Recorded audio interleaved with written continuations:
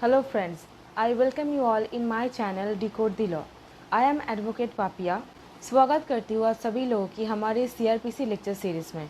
In this CRPC lecture series, I will cover all the important sections from which you can get question in your exam, and if you practice in the court, then these sections are vital importance. So, in this video, I am going to discuss section 167 of the Code of Criminal Procedure. In my earlier videos, I have covered investigation by the police officer of a cognizable case. And in this dedicated video, I will only cover section 167 of the Code of Criminal Procedure. This is very important section you have to know if you are in the field of law. So, section 167 enumerates the provisions relating to where the police officer is unable to complete the investigation within 24 hours. मतलब जहाँ पर investigation 24 hours में complete नहीं किया जा सका है, what will be the procedure that will be followed? That has been mentioned in section 167. So, section 167 CRPC states about जहाँ पर पुलिस ऑफिसर इन्वेस्टिगेशन कंप्लीट नहीं कर पाया है विद इन 24 आवर्स क्या प्रोसीजर फॉलो किया गया है वही बताया गया है.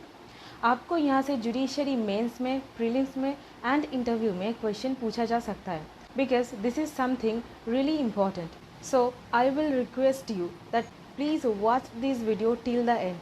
आप पूरा देखिए इस वीडियो को, तभी आपको समझ में आएगा. And I have incorporated various practical aspects that we face in the practical field. And these are the information you will not get anywhere. So please pay attention and listen carefully. So section 167 बोल रहा है regarding default bail और statutory bail. So basically the concept of default bail is absolutely a misnomer because each and every bail is statutory bail. तो 90 days and 60 days का time period बताया गया है in section 167. This is considered to be the time period for the default bail. This is something that needs to be understood because explanation appended to section 167 clearly बोल रहा है जब कोई accused surety furnish कर रहा है at that point of time bail will be given. And all the procedures that has been mentioned in chapter 33 that will be complied with. 90 days and 60 days expired हो जाने के बाद bail नहीं मिल जाता है, आपको surety देना पड़ता है and all the formalities that has been mentioned in chapter 33 आपको वो सारा procedure मानना पड़ेगा. Then only you will get the bail. And कहाँ पर bail reject हो सकता है. So these are the points that I have discussed in a great manner and I hope you will listen carefully, and after watching this video I can assure you that your entire concept will get clear. Before going into the section, let me tell you, अगर आप judiciary के लिए preparation ले रहे हो और अगर आप प्रैक्टिस करते हो कोर्ट में, अगर आप लॉ स्टूडेंट हो, then this section is very much important for you because यहाँ से अक्सर आपको क्वेश्चन पूछा जाता है एंड अगर आप प्रैक्टिस करते हो तो this is of vital importance. आपको जानना ही पड़ेगा what is the procedure that has been mentioned in section 167. In this video, I will tell you what are the process to remember the law and what are the techniques to write the answer in the examination. In this video, I will tell you each and every aspect that has been stated in the Bail Act because Bail Act is the raw source of law. So you have to understand the language that has been used in the Bail Act. And after explaining the section, I will give you some additional points that will help you to score well. These are the basically practical point that we face in the practical field. So, ध्यान से सुनिएगा. So, let me tell you what is the structure of section 167. So, structure मतलब how many subsections are there. Section 167 में total 6 subsections है, ठीक है. Now, please pay attention and listen carefully. Let's start with subsection 1. Subsection 1 states about whenever any person is arrested and detained in custody. मतलब जब कोई इंसान को arrest किया गया है and that person is detained in custody, मतलब custody में डिटेन करके रखा गया है. It appears that the investigation cannot be completed within the period of 24 hours. मतलब इन्वेस्टिगेशन कंप्लीट नहीं किया जा सकता 24 आवर्स में fixed by section 57 of the CRPC, जो फिक्स किया गया है according to section 57 of the CRPC. And there are grounds for believing that the accusation or information is well founded, एंड जहाँ पर जो एक्विजिशन एक्यूज के ऊपर लगाया गया है और जो इन्फॉर्मेशन मिल रहा है regarding that particular offence, it is very much well founded, मतलब ये इतना स्ट्रॉन्ग है कि एक्यूज को छोड़ा नहीं जा सकता है. At that point of time officer in charge of police station or the police officer making the investigation, मतलब जो आईओ है केस का और officer in charge of a police station है, if he is not below the rank of sub inspector, मतलब जिनका rank sub inspector से नीचे नहीं है, शैल फोर्थविथ मतलब immediately transmit to the nearest judicial magistrate a copy of the entries in the diary hereinafter prescribed relating to the case, मतलब जहाँ पर इन्वेस्टिगेशन चल रहा है एंड वो ऑफिसर सब इंस्पेक्टर से नीचे वाला रैंक पर नहीं है, then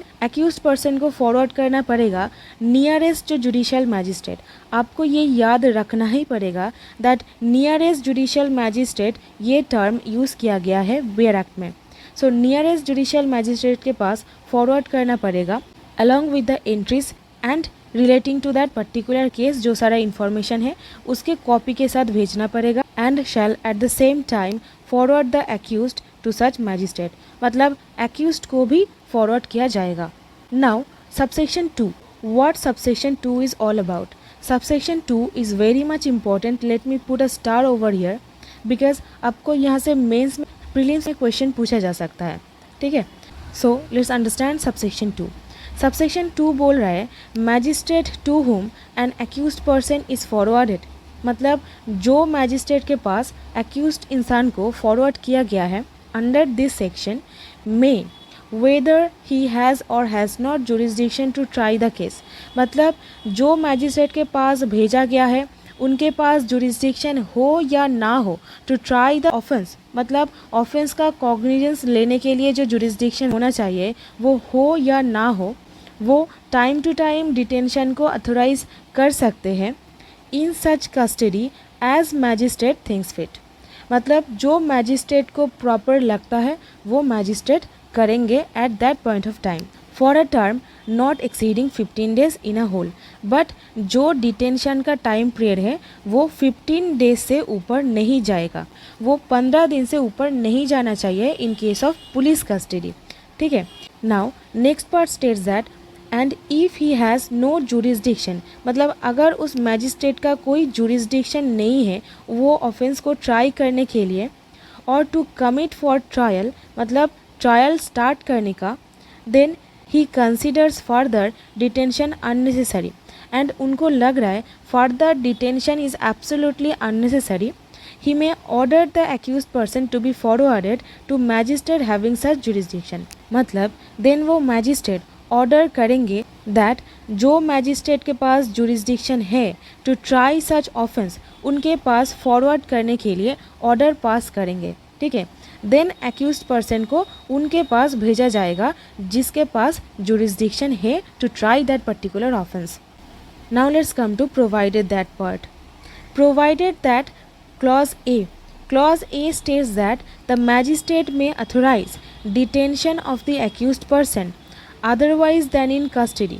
So this is very much important because otherwise than in police custody जो लैंग्वेज यूज़ किया गया है यहाँ पर, इसका मतलब है अदरवाइज देन इन पुलिस कस्टडी, मतलब जुडिशियल कस्टडी की बात किया जा रहा है यहाँ पर, ठीक है.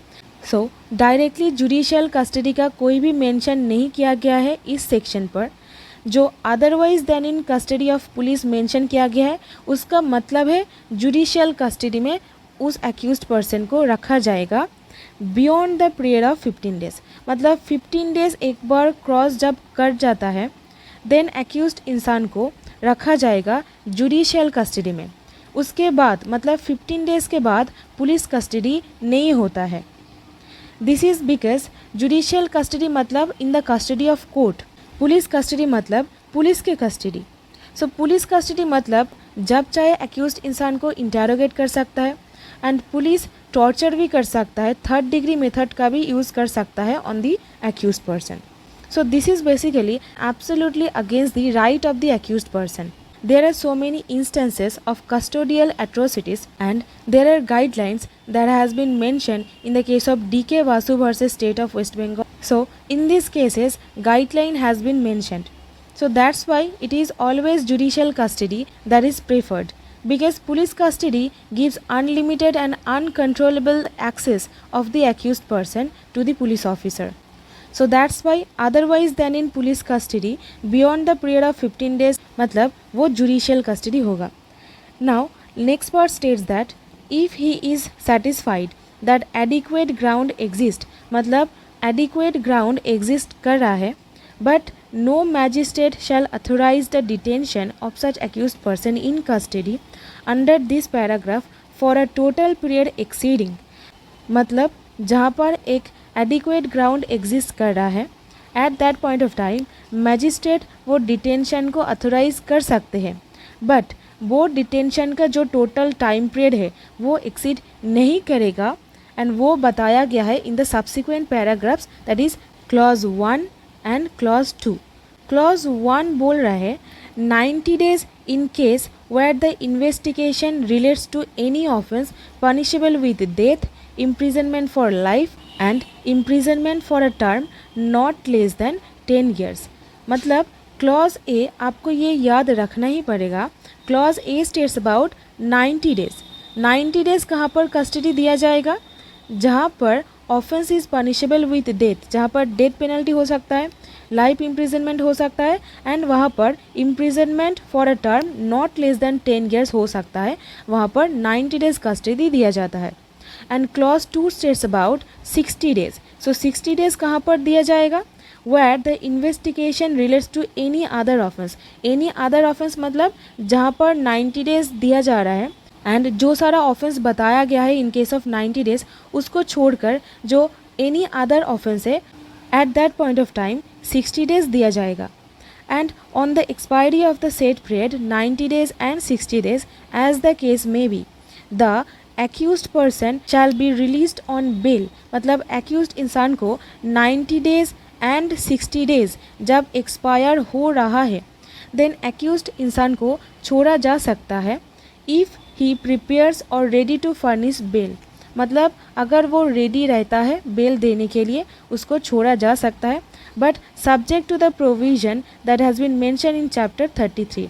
Chapter 33 relating to provisions relating to bail. So bail का जो प्रोविज़न है जो चैप्टर 33 में मेंशन किया गया है उसको फॉलो करके एक्यूज्ड इंसान को छोड़ा जा सकता है. एक्यूज्ड को बेल में छोड़ा जा रहा है मतलब on the basis of surety छोड़ा जा रहा है, मतलब एक्यूज्ड को in the custody of surety दिया जा रहा है at the time of bail. So अगर वो रेडी रहता है बेल देने के लिए तभी उसको छोड़ा जाएगा और नहीं दे पाता है तो नहीं छोड़ा जाएगा. Now let's come to Clause B. Clause B states about that magistrate shall authorize the detention of the accused in custody of police under this section unless the accused is produced before him in person for the first time and subsequently every time till the accused remains in the custody of police. मतलब accused इंसान को जब police officer custody में लेना चाहता है तब police officer को मतलब प्रोड्यूस करना पड़ेगा before the magistrate along with an application for remand, right. So eight that point of time जितनी बार पुलिस रिमांड में लेना चाहे उतनी बार एक्यूज्ड इंसान को भी प्रोड्यूस करना पड़ेगा. ये नहीं होना चाहिए आप एक बार एक्यूज्ड को प्रोड्यूस करके 4 बार का रिमांड ले रहे हो, ऐसा नहीं होना चाहिए. जितना बार रिमांड में लेना चाहो उतना बार ही एक्यूज्ड इंसान को कोर्ट में प्रोड्यूस करना पड़ेगा. But magistrate may extend further detention in judicial custody on production of the accused either in person or through medium of electronic video linkage. मतलब जब जुडिशियल कस्टडी के बात किया जा रहा है, जब जुडिशियल कस्टडी में रिमांड दिया जा रहा है at that point of time accused इंसान को इवन जो इलेक्ट्रॉनिक वीडियो लिंकेज है मतलब अक्सर देखा जाता है and specially during Covid situation आप देख पाएंगे सब कुछ प्रोसीडिंग्स ऑनलाइन हो गया था. सो ऑनलाइन में अगर कोई एक्यूज्ड इंसान को प्रोड्यूस किया जाए मतलब जहाँ पर ऑनलाइन में सब कुछ प्रोसीडिंग किया जा रहा है at that point of time only in case of judicial custody accused इंसान को कोर्ट में इन पर्सन प्रेजेंट ना किया जाकर भी इन पर्सन मतलब क्या, मतलब जो फिजिकली प्रेजेंट करने का जो प्रोविज़न है वो ना करते हुए भी एक्यूज इंसान का जुडिशियल कस्टडी ग्रांट किया जा सकता है। Now clause C. Clause C states about no magistrate of second class or specially empowered in this behalf by the High Court shall authorize the detention in custody of the police। मतलब कोई भी second class judicial officer जो specially empowered नहीं है in this behalf वो police custody grant नहीं कर सकते हैं। Now let's come to explanation part. There are mainly two explanation appended to this subsection. Explanation 1 states about that for the avoidance of doubt it is hereby declared that notwithstanding the expiry of the period specified in paragraph A, the accused shall be detained in custody so long as he does not furnish the bail।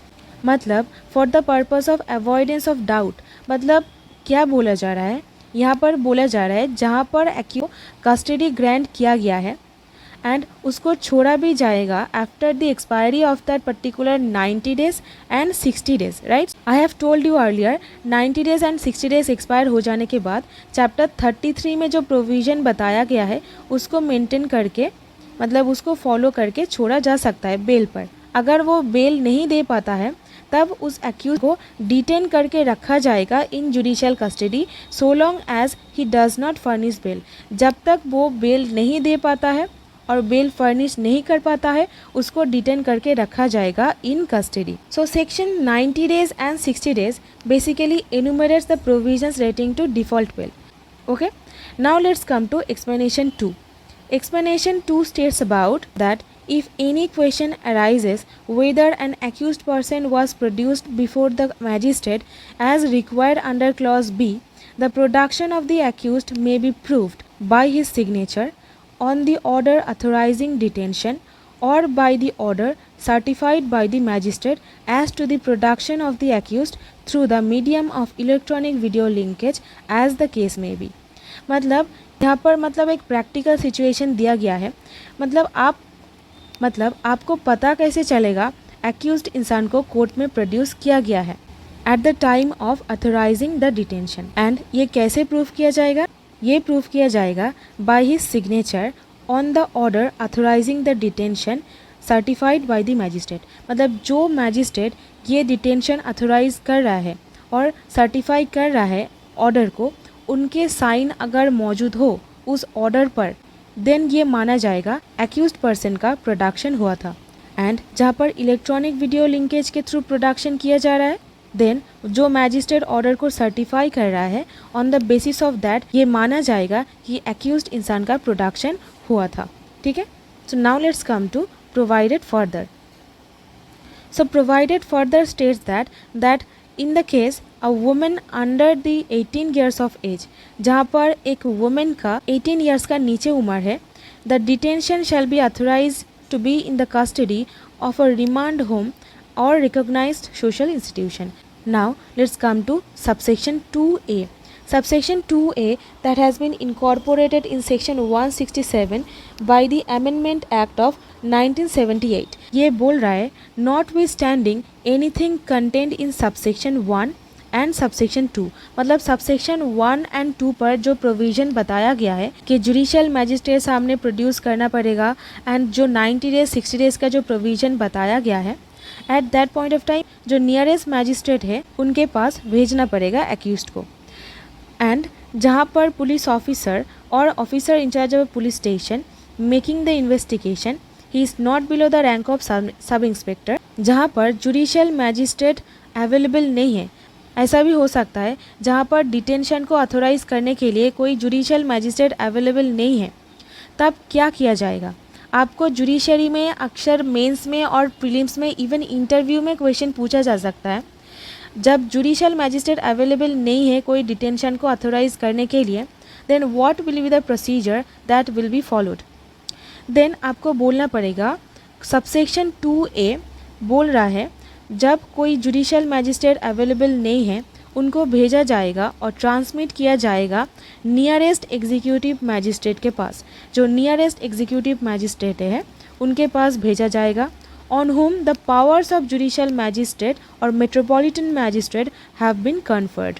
मतलब जिस executive magistrate के ऊपर power of judicial magistrate और metropolitan magistrate का जो power है confer किया गया है उनके पास भेजा जाएगा along with the copy that is the entry in the diary hereinafter prescribed relating to the case. जो डायरी में एंट्री किया गया है वो भेजा जाएगा, उसका एक कॉपी भेजा जाएगा and shall at the same time forward the accused to the executive magistrate. Accused भी फॉरवर्ड किया जाएगा वो एग्जीक्यूटिव मैजिस्ट्रेट के पास। एंड आप यहाँ पर देख पाओगे यहाँ पे मैं बुलेट पॉइंट यूज़ करके इस सेक्शन को ब्रेक किया है पार्ट में सो दैट आपके लिए ये इजी हो जाए to remember the law and procedure समझने भी आपके लिए आसानी हो जाए। So next point states that executive magistrate and जब एग्जीक्यूटिव मैजिस्ट्रेट के पास उनको फॉरवर्ड किया जा रहा है and he has to record the reason in writing authorise the detention of the accused person in the custody as he may think fit for a term not exceeding 7 days। ये आपको prelims में पूछा जा सकता है that अगर कोई executive magistrate under section 167 पर डिटेंशन को ऑथराइज कर रहे हैं then what is the time period, मतलब इन एग्रीगेट डिटेंशन का टाइम पीरियड क्या होगा। The answer will be 7 days। वो 7 days से ऊपर नहीं जा सकता है। ठीक है, हम लोग सबसेक्शन 1 में पढ़े जो डिटेंशन का टाइम पीरियड है इन होल 15 days से ऊपर नहीं जाना चाहिए but that in case of judicial custody. पर in case of executive magistrate मतलब जहाँ पर किसी एग्जीक्यूटिव मैजिस्ट्रेट डिटेंशन को ऑथराइज कर रहे हैं वो टाइम पीरियड 7 days से ऊपर नहीं जाना चाहिए। ठीक है, now let's come to next part. It states that and on the expiry of the said period of detention so authorised, जो डिटेंशन अथोराइज किया गया है वो एक्सपायरी हो जाने के बाद the accused person shall be released on bail. Accused इंसान को छोड़ा जाएगा बेल पर but the exception is that where an order for further detention of the accused has been made by the competent magistrate in such order. मतलब जहाँ पर expiry हो जा रहा है वो जो डिटेंशन का टाइम पीरियड है उनको रिलीज़ किया जा सकता है बट जहाँ पर डिटेंशन अथोराइज किया गया है जो मैजिस्ट्रेट कॉम्पिटेंट है उनके द्वारा by passing an order then such order, मतलब जहाँ पर फर्दर डिटेंशन का ऑर्डर पास नहीं किया गया है देन एक्यूज्ड इंसान को बेल पर छोड़ा जा सकता है। अगर कोई competent magistrate further detention authorise कर दिया है देन उनको छोड़ा नहीं जाएगा।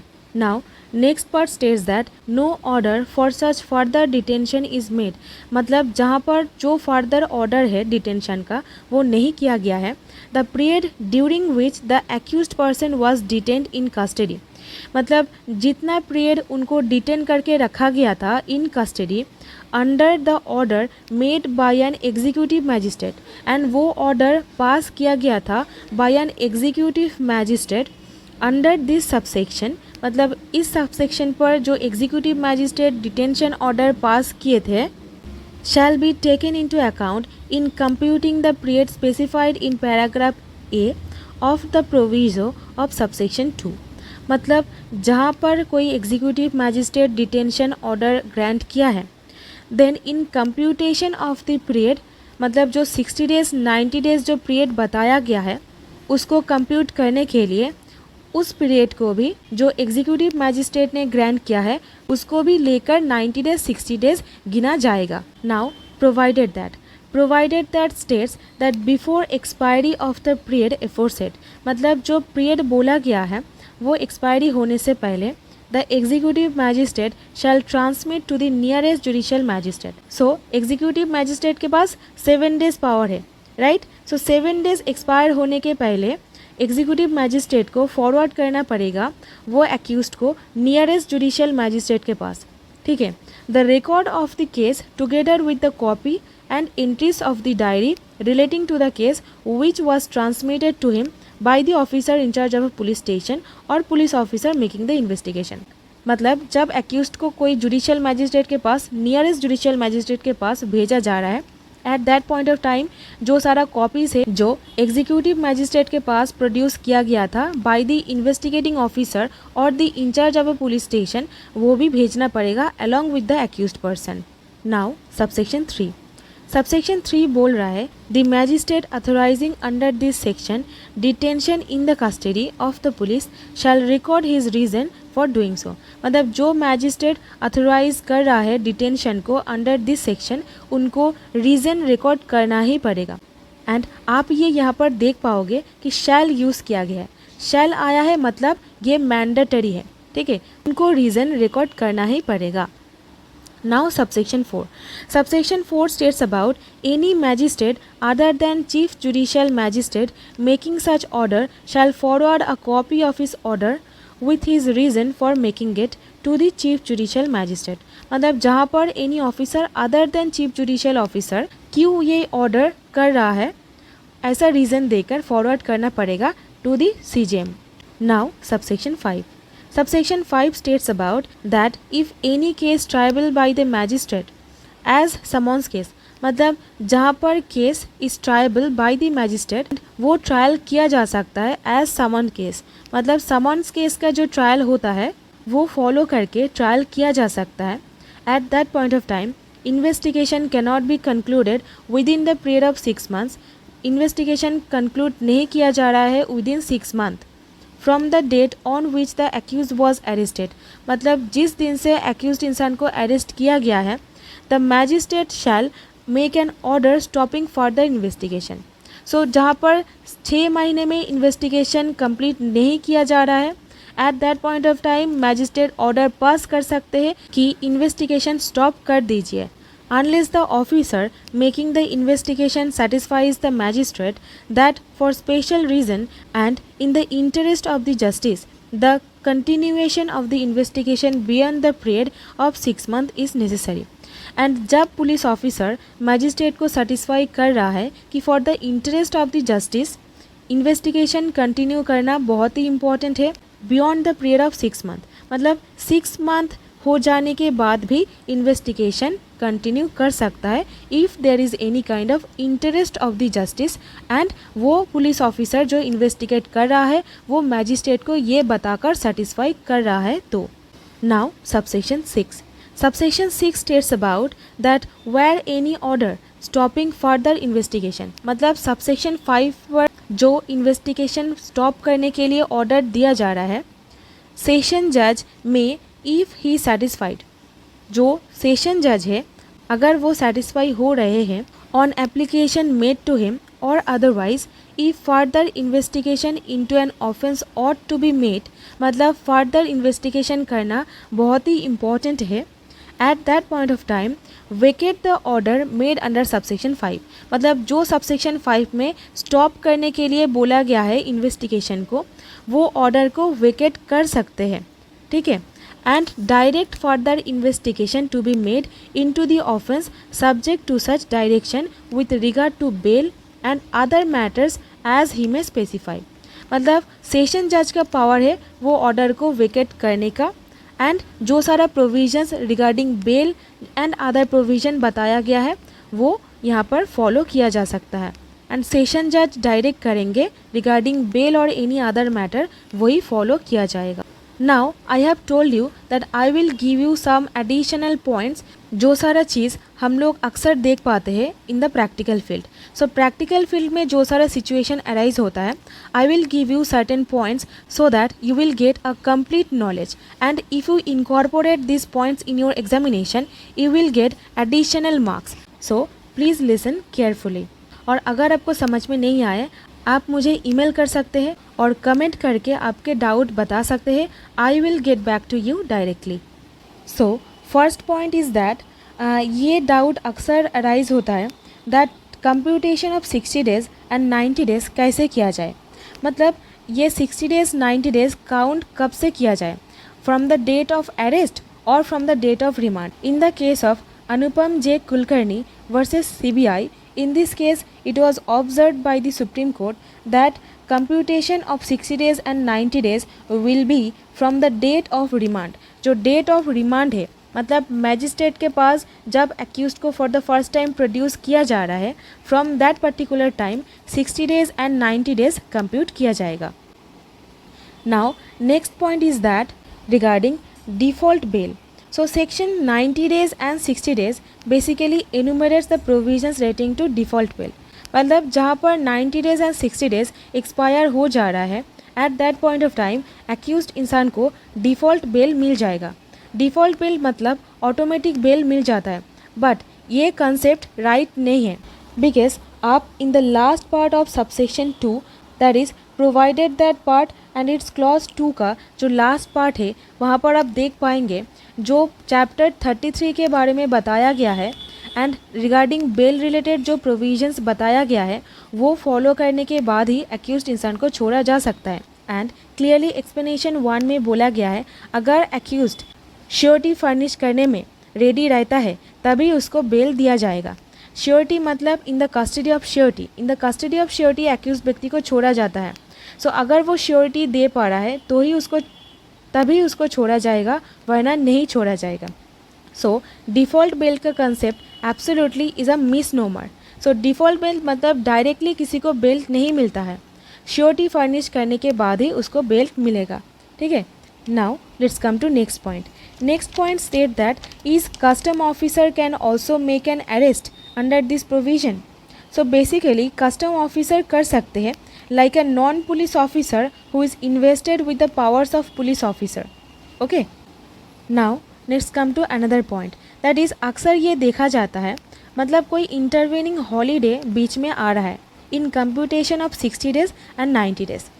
जब अरेस्ट किया गया है at that point of time 60 days and 90 days कैसे कंप्यूट किया जाएगा. अगर ऐसा कोई सिचुएशन अराइज हो जहाँ पर इंटरवेनिंग हॉलीडे आ रहा है तब बहुत ही मतलब डाउट अराइज होता है 60 days and 90 days को कैसे कंप्यूट किया जाता है.